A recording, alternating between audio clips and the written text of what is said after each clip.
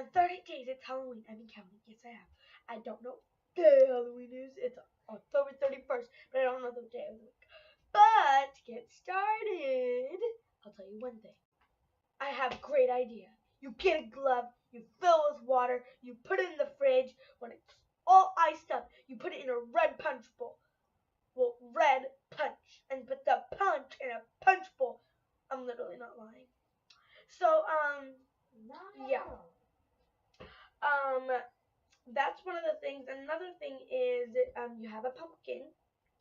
You clean it out through the bottom. Make a hole through the bottom. Get all the guts and stuff. Clean it out. Stick some,